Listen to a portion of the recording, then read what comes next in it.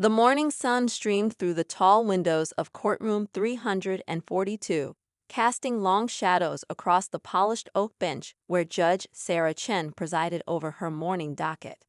Her attention kept drifting to the worn leather portfolio that had appeared on her desk an hour earlier, wrapped in brown paper and tied with faded twine that looked decades old. "Your Honor?" Her clerk's voice snapped her back to the present. "The Morrison hearing?" Sarah straightened in her chair, adjusting her judicial robe with practiced precision. "Yes, proceed." But even as she maintained her composed exterior, her thoughts kept returning to the curious weight of that package. The morning calendar dragged by with excruciating slowness. 3 custody disputes, a property settlement, and 2 preliminary hearings. Finally, at 11:45, she called a lunch recess and retreated to her chambers, her hands already reaching for the mysterious delivery. The twine resisted at first, knotted by time and tension, before finally yielding to her persistent fingers. As she unwrapped the brown paper, the scent of aged leather and memories wafted up, a smell that reminded her of her grandfather's study, where she first dreamed of becoming a judge. Inside, she found a collection of sepia-toned photographs, their edges softened by decades of careful handling. Her breath caught as she recognized the subject, her judicial robe, but not as she knew it now. These images captured its creation, showing delicate hands working black fabric with meticulous care. Each photograph revealed a different stage of the garment's journey. Pattern pieces laid out with geometric precision, subtle pleats taking shape under skilled fingers, impossibly tiny stitches forming the elegant neckline she now wore every day. Judge Chen, her clerk, David, appeared in the doorway, clutching a stack of briefs. The Ramirez case files just arrived, and they're flagged as urgent. The hearing's scheduled for. "Come look at this," Sarah interrupted, her usual protocol momentarily forgotten. David approached cautiously. In 3 years, he'd never heard that tone in her voice.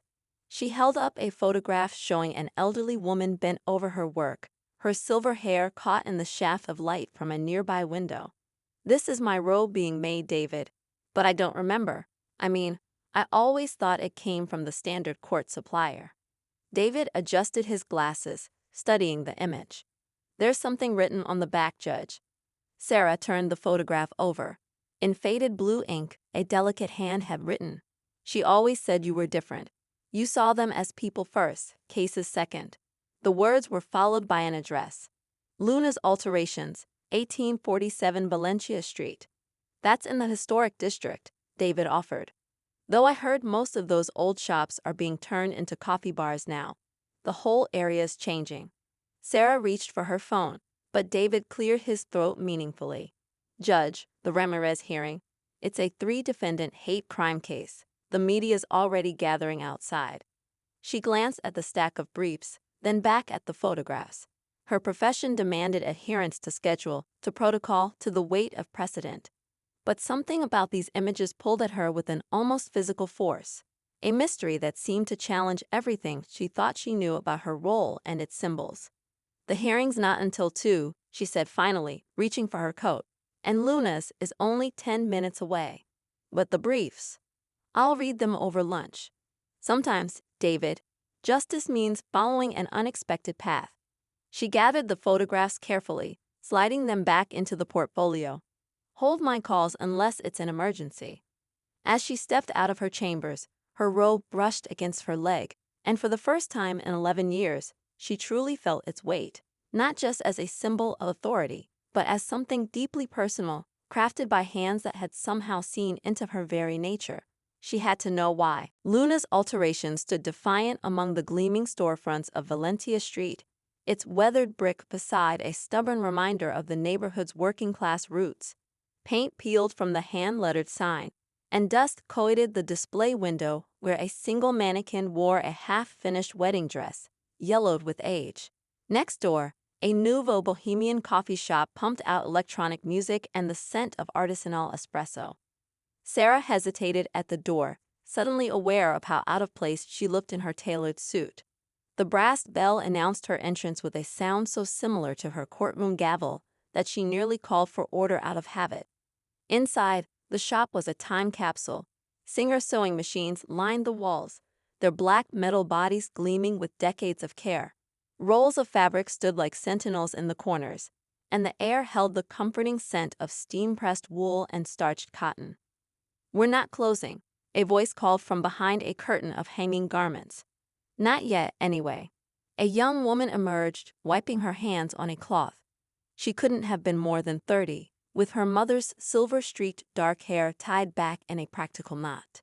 She stopped short when she saw Sarah, recognition flickering across her face. "You're her," the woman said softly. "You're Judge Chen, ma'am's favorite." Sarah's carefully prepared questions evaporated. "I'm sorry, I don't. I'm Maya Rodriguez. Isabella was my mother." Maya moved to a cluttered workbench and pulled out a leather-bound journal. She kept notes on all of you, the judges. But yours. She flipped through the pages with practiced familiarity. "Yours were different." Sarah placed the portfolio on the counter. "These photographs came to me this morning. I don't understand. I always thought my row came from the standard judicial supplier." Maya's laugh held an edge of bitterness. "That's what everyone thought. That's what they were supposed to think. Ma'am couldn't exactly advertise that she was making judicial robes, not with her status." The word hung in the air between them. Sarah felt the weight of it, heavier than any robe. She was undocumented. For 30 years. Maya's chin lifted slightly. She came here legally, on a craftsman's visa. But there were complications, paperwork problems. By the time they denied her renewal, she'd already started making the robes. She said she couldn't leave, not when she found her true calling. Sarah's mind raced through the implications. How many decisions had she handed down from the bench? Wearing a robe crafted by someone society deemed illegal. The irony threatened to overwhelm her. How did she get the contracts? She didn't, officially. She was a ghost seamstress, working through approved vendors. They sent her the orders because no one else could match her quality. Maya pulled out another photograph, this one showing Isabella at a younger age, bent over a judge's robe. "She watched all of you, attended your courts, studied how you moved, how you spoke, how you treated people. She said a robe should reflect the soul of the justice who wears it." Maya's fingers traced the journal's edges. "The week before you were invested, she stayed up 3 nights straight, working on your robe. I asked her why it mattered so much. She showed me the transcript from your confirmation hearing, where you talked about your grandfather's internment during World War II, and how it taught you that justice must see the humanity in everyone." Sarah's throat tightened. She'd almost forgotten that speech. "She died 3 months ago," Maya continued, her voice softening. "Cancer, but she left instructions about the photographs. 'Send them,' she wrote, 'when the city council votes on the sanctuary ordinance.'" Maya met Sarah's eyes. "That vote is next week, isn't it, Judge Chen?" The bell above the door chimed again, and both women turned. A young couple entered, speaking rapid Spanish, clutching a torn quinceañera dress that needed mending. Sarah watched as Maya switched smoothly to her native tongue, her movements and manner so like her mother's in the photographs. "Come back tomorrow," Maya said when she returned. "There's more you need to see, much more." The next morning, Sarah arrived at Luna's alterations before dawn. She found Maya in the back room, surrounded by stacks of portfolios illuminated by a single drafting lamp. The air felt thick with history and dying dreams. "I spent all night going through her records," Maya said without looking up. Her eyes were rimmed with exhaustion. Every judge, every row, every secret she wove into them. "Look at this one."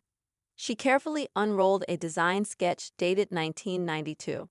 The robe belonged to Judge Marcus Thompson, known for his environmental rulings. Within the flowing lines of the garment, Isabella had hidden delicate patterns of endangered species. A California condor in flight along the sleeve, a gray wolf prowling the hem. She called them her whispers of conscience. Maya explained, her voice soft with pride. Little reminders sewn into each robe, visible only to those who knew where to look. For Judge Thompson, it was endangered wildlife. For Judge Ramirez, who grew up in foster care, she embedded tiny houses along the collar, each one representing a child she helped place in a forever home. Sarah ran her fingers over another sketch, feeling the texture of decades-old pencil marks. How did she choose the designs? Maya pulled out a leather-bound notebook, its pages dog-eared and coffee-stained. She kept journals on every judge, attended their courts whenever she could, sometimes for months before starting their robes. She believed that to dress justice, you had to first understand their heart. The journal entries were a mixture of Spanish and English, filled with careful observations. Judge Chen shows kindness to young offenders. Remember this in the design. Perhaps olive branches intertwined with the scales, symbol of mercy balancing justice. Here, Maya said, pulling out a folder marked with Sarah's name. This was your first case after appointment, the Williams boy, caught selling drugs outside his school. Sarah remembered clearly, a 16-year-old with fierce intelligence and desperate circumstances. Against the prosecutor's recommendations, she'd ordered rehabilitation instead of detention. The decision had drawn criticism from her colleagues. Ma'am was there that day, Maya continued, showing her mother's notes. She wrote, "Today I watched justice bend without breaking." Judge Chen sees beyond the crime to the child. Her robe must reflect this wisdom. Maya spread out the original pattern for Sarah's robe. Under the magnifying glass, Sarah could see how Isabella had worked tiny details into the fabric, not just the scales and olive branches, but also small books ascending the back seam, representing knowledge and growth. She believed every judge's journey was unique. Maya explained, moving to a workbench where several unfinished robes lay draped. These were her final projects. She worked on them until her hands shook too badly to hold the needle. Sarah noticed Maya's fingers tracing the stitches, following her mother's last pass. Did she ever want recognition for her work? Maya shook her head, pulling out a letter written in Isabella's shaking hand just days before her death. She wrote, "Recognition was never the goal. Each stitch was a prayer for justice, each robe a bridge between law and humanity. In a system that tried to make me invisible, I chose to weave myself into its very fabric." The morning light was starting to creep through the dusty windows when Maya revealed one last portfolio, newer than the others, its leather still unstained by time. These are the designs she never got to create. Look at the names. Sarah's breath caught.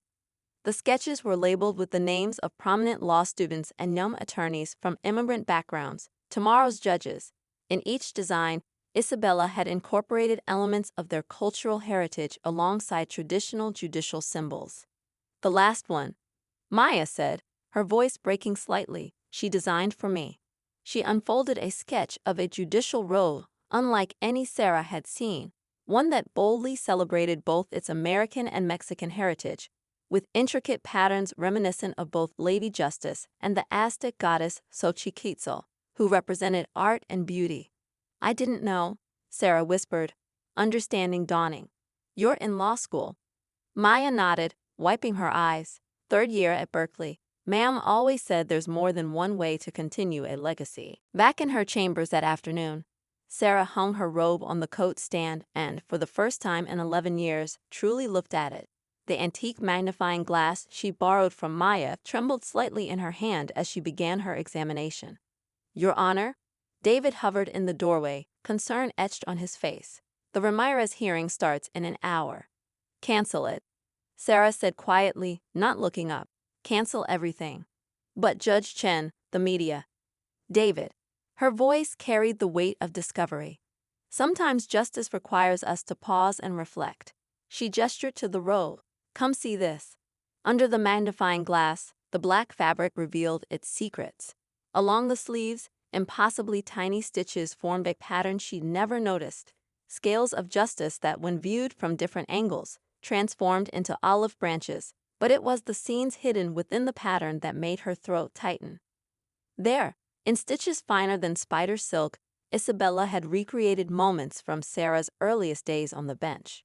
She recognized the Williams case, the young drug offender she'd chosen to rehabilitate rather than punish. The boy's silhouette was rendered in thread so delicate it seemed to float on the fabric, surrounded by books and graduation caps, suggesting the future she'd hoped for him. "David," she said suddenly, "can you pull up the Williams case file, 2013, Juvenile Court?" Her clerk returned minutes later with a tablet. Marcus Williams, he read. Arrested for possession with intent to distribute. You ordered rehabilitation and educational support instead of detention. He paused. There's a follow-up note here. He graduated from Stanford last year, pre-law. Sarah's fingers traced the tiny caps in the embroidery. Somehow, Isabella had known, had believed, this outcome was possible, even when Sarah herself had doubted. Moving to the shoulder piece, she found another scene, her immigration court days. The stitches formed a bridge spanning two shores, with tiny figures crossing toward hope. She remembered the cases, families seeking asylum, dreamers fighting for their place in the only home they'd known. How many of those hearings had Isabella attended, watching from the gallery, her own undocumented status a silent weight as she observed justice being dispensed? Near the collar, almost invisible unless you knew where to look, Sarah discovered Chinese characters interwoven with Lady Justice's scales. Zheng Yi, justice, and Ren, compassion. The same characters her grandfather had taught her as a child, before he passed away, long before she became a judge. How had Isabella known? A newspaper clipping fluttered from the robe's inner pocket, yellow with age, but carefully preserved.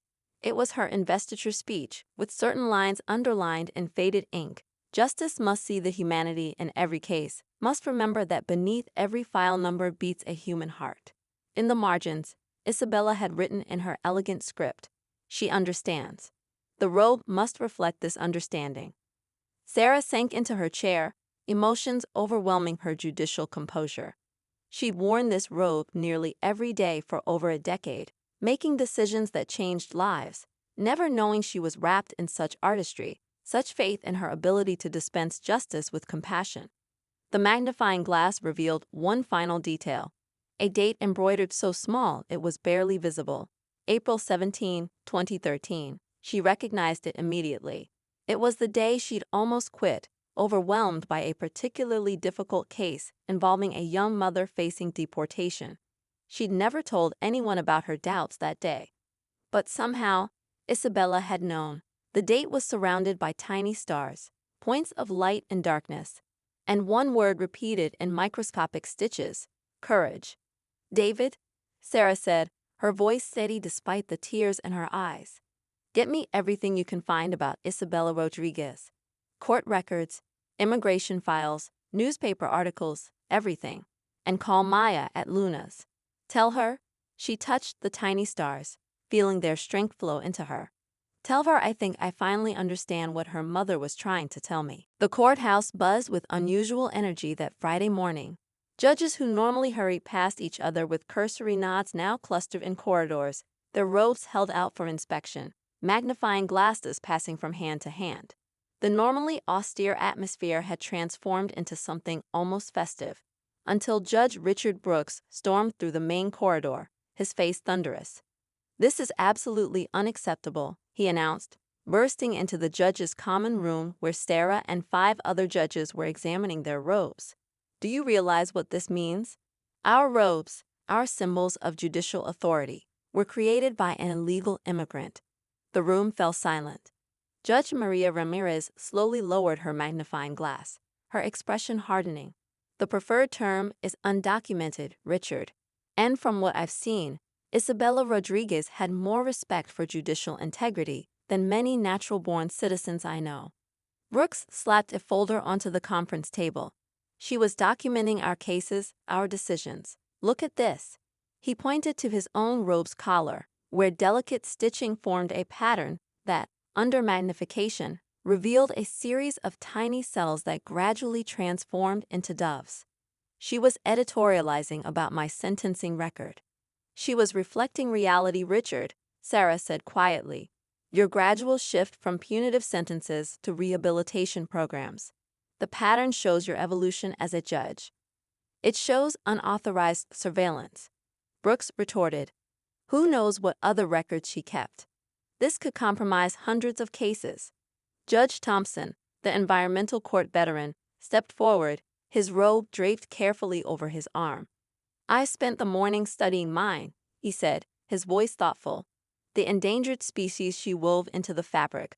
They're all animals I helped protect through my decisions. Cases I'm proud of. She wasn't surveilling us, Richard. She was celebrating our best moments. The door opened again as Judge Melissa Chen, no relation to Sarah, but a respected senior judge, entered with Maya. They carried several of Isabella's journals and design portfolios. You need to see this, Richard, Melissa said, opening a journal to a marked page. Isabella kept extensive notes about your first year on the bench. Look at what she wrote. Sarah watched as Brooks reluctantly took the journal, his eyes scanning the careful handwriting. Judge Brooks sentences harshly, but his eyes show pain when young offenders appear before him. He wants to believe in redemption. I see it in how he lingers over rehabilitation reports. His robe must remind him that transformation is possible, that mercy and justice can coexist. The color slowly drained from Brooks' face as he read. I never told anyone about those doubts, he whispered. She saw us all clearly, Maya said, spreading out more designs on the table. Every hidden pattern, every subtle detail, they're not just decorations. They're mirrors, reflecting back the moments when you truly served justice. Sarah noticed how other judges were now gathering around the table, their own robes cradled carefully in their arms. Judge Ramirez gasped softly as she discovered tiny houses hidden in her collar. Each representing a family she helped keep together through difficult immigration cases. There's more, Maya continued, pulling out a final portfolio. These are the cases where she saw your decisions directly impact her community. The lives you changed, the families you kept together or tore apart. She wasn't just a seamstress. She was a chronicler of justice itself. Brooks sank heavily into a chair, his fingers tracing the transformation of cells to doves on his collar. I remember every one of those cases, he said softly, the ones where I chose mercy. I thought no one noticed. Someone did, Sarah replied. Someone who believed in justice so deeply that she spent 30 years weaving its story into our very robes, even while living in fear of discovery herself. The room fell quiet as the implications sank in. Then Judge Brooks slowly stood, straightening his robe with newfound reverence.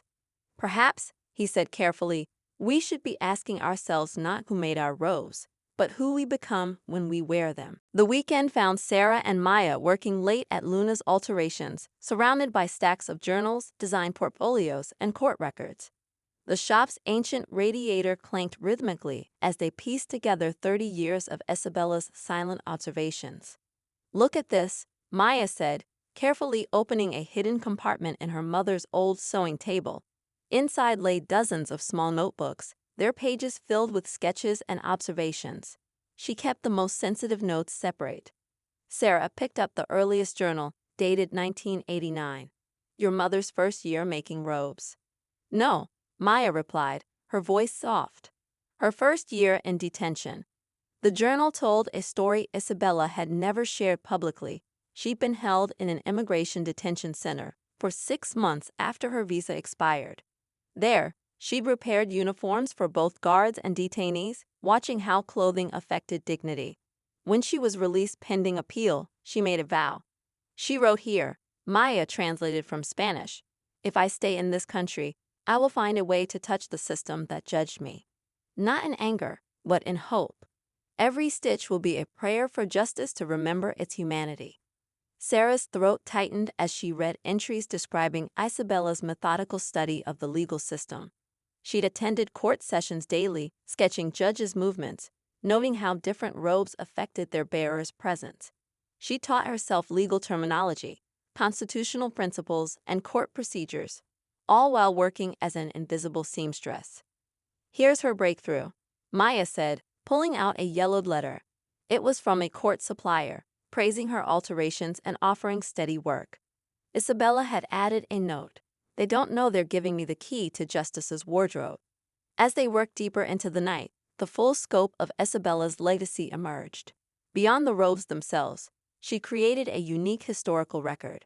Her journals documented 3 decades of shifting judicial attitudes, the human impact of landmark decisions, and the gradual evolution of justice in their community.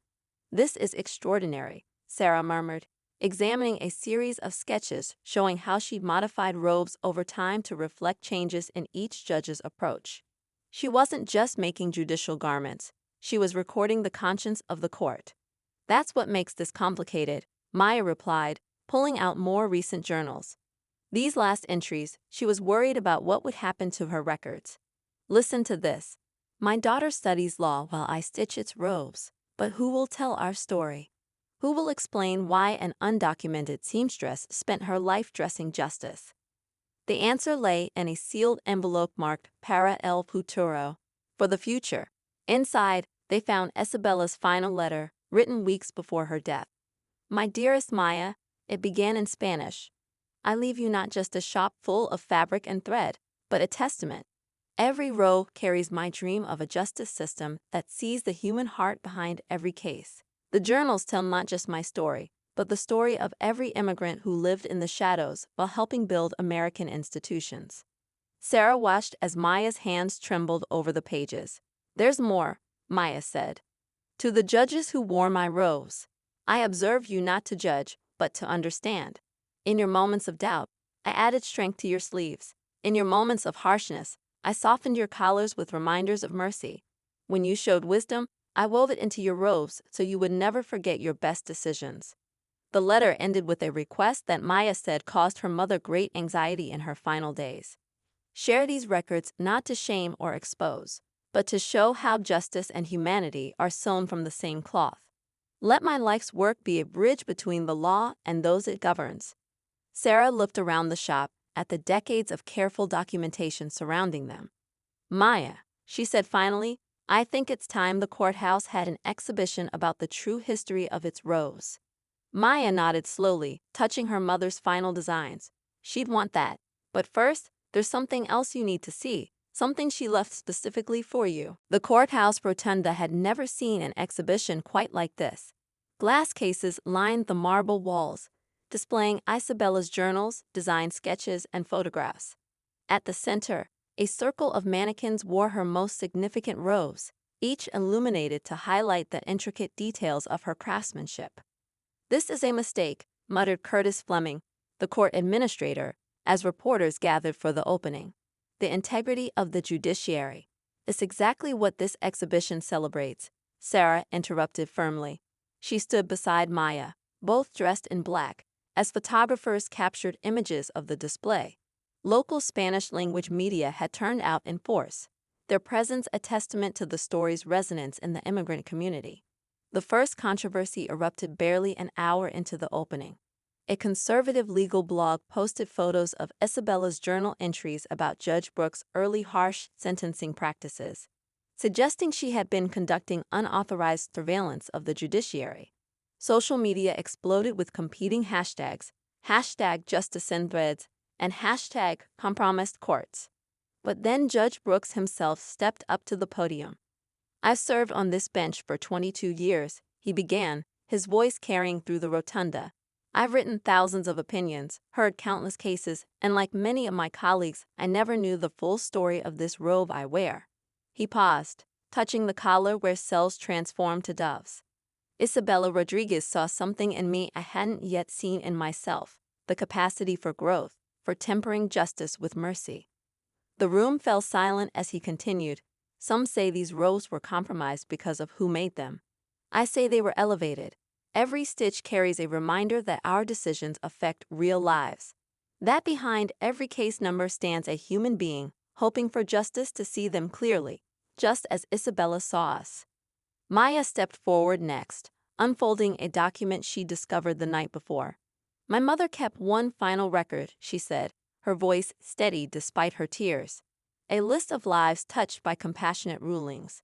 Listen to this entry from 2015. Today, Judge Ramirez granted asylum to the Garcia family. Their youngest daughter wants to be a judge. I adjusted the judge's robe this morning, adding small stars to the lining, one for each child she saved today. Sarah watched as Judge Ramirez touched her robe's lining, finding the stars she'd never noticed before. Around the rotunda, other judges were doing the same, discovering new messages, new meanings in garments they'd worn for years. A young lawyer pushed through the crowd, Marcus Williams, the boy Sarah had sent to rehabilitation instead of prison years ago. Now a public defender, he stared at the design sketch of Sarah's robe. with its hidden symbols of hope and transformation. "I remember you wearing this robe the day you changed my life," he said quietly. "I never knew it was designed by someone who understood exactly what second chances meant." The exhibition attracted national attention. Legal scholars debated its implications, but they were drowned out by a flood of personal stories, from court interpreters who'd known Isabella, from families whose cases had appeared before these judges, from immigrant artisans who'd worked in similar shadows. Near closing time, Sarah found Maya standing before her mother's final design, an unfinished robe meant for future immigrant judges. The sketch showed traditional judicial imagery interwoven with symbols of various cultures: Mexican, Chinese, Iranian, Nigerian. "Mom used to say that justice shouldn't just be blind," Maya reflected, touching the glass. "It should be visionary." Sarah nodded, watching as cleaning staff began gently dusting the display cases, treating each item with newfound reverence. "Your mother's work will change more than just this courthouse," she said. "It's already changing how we see ourselves." A group of law students lingered by Isabella's journals, taking notes. Among them, Sarah noticed several young women wearing hijabs, a Latino student with a DACA pin, an African-American student in a wheelchair, tomorrow's judiciary, seeing themselves in Justice's story for perhaps the first time. Maya smiled through tears. That's exactly what she hoped for. But there's still one secret she left. One final design that no one's seen yet. 1 month after the exhibition, Sarah sat in Luna's alterations, watching Maya prepare for a moment her mother had envisioned years ago. The shop had been transformed. Modern sewing machines stood alongside Isabella's vintage equipment, and the walls now displayed framed photographs from the courthouse exhibition. "Are you sure you're ready for this?" Sarah asked, noting Maya's trembling hands as she unfolded her mother's final design portfolio. "Mom left specific instructions," Maya replied, removing a sealed envelope marked with today's date. "She wanted this design revealed only after the sanctuary city ordinance passed. And now it passed," Sarah finished softly, remembering last week's decisive city council vote. "Your mother somehow knew it would." The portfolio contained a single sketch, the most ambitious robe design Isabella had ever created. It was intended for what she called El Primer Sonador, the first dreamer to become a judge. The design incorporated elements from every robe she'd ever made, but reimagined them in a way that celebrated rather than concealed their origins. "Look at the detail," Maya breathed, pointing to the intricate patterns. The scales of justice were formed by tiny figures holding hands across borders. The traditional pleats contained written passages from civil rights decisions in multiple languages. The sleeve embroidery showed a continuous journey from darkness into light. She believed it would happen in her lifetime, Maya said, touching the sketch. "A dreamer on the bench. When she got sick, she made me promise to keep the design safe until the right moment." Sarah studied the young woman before her, now a law student, seamstress, and keeper of her mother's legacy. "Maya," she said carefully, "when do you take the bar exam?" 3 months. Maya's voice was barely a whisper. "But I never told her." She knew. Sarah smiled, pulling out a folder of her own. "This was in my robe's inner pocket. I found it last night." She handed Maya a yellow piece of paper covered in Isabella's handwriting. "My daughter will wear this design. She will bridge two worlds as I did, but in the light instead of shadows." Tears spilled onto the sketch as Maya read her mother's words. Outside, a bell chimed as the shop's door opened. David, Sarah's clerk, entered with Marcus Williams, the former defendant turned public defender. Behind them came Judges Brooks, Ramirez, and Thompson, all wearing Isabella's robes. "We heard there was a design unveiling." Marcus grinned. "Couldn't miss it." "More than that," Sarah said, standing. "We're here to announce the Isabella Rodriguez Judicial Mentorship Program. Starting next month, we'll pair immigrant law students with sitting judges. Each student will learn about justice from both sides of the bench."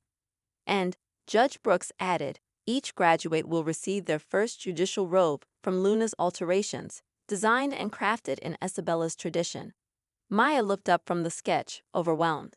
"But the cost is covered." Judge Ramirez smiled. "Every judge in the courthouse contributed." We want to ensure that future robes continue to tell Justice's full story. Sarah watched as Maya absorbed the news, seeing Isabella's dream transform into reality. The shop that had once been a hidden workshop was becoming a bridge between communities, between past and future. Later that evening, as the others left, Maya showed Sarah one final secret, a hidden drawer in Isabella's old sewing table. Inside lay a half-finished robe with Maya's name embroidered in the collar. "She started it my first year of law school," Maya explained. "The note says, 'For my daughter, who will wear her heritage proudly in the light of day.'" Sarah touched the unfinished garment gently. "Your mother dressed justice for 30 years, helping us remember our humanity. Now you'll help justice embrace its diversity, its full American story." Maya nodded, picking up her mother's thimble. The exhibition plaque says Isabella Rodriguez, seamstress of justice, but she was more than that. She was a visionary. "Yes," Sarah agreed, watching Maya begin work on the final stitches of her own robe, continuing the legacy that had begun in shadows but would flourish in light. And her vision is still unfolding, one stitch, one decision, one bridge at a time.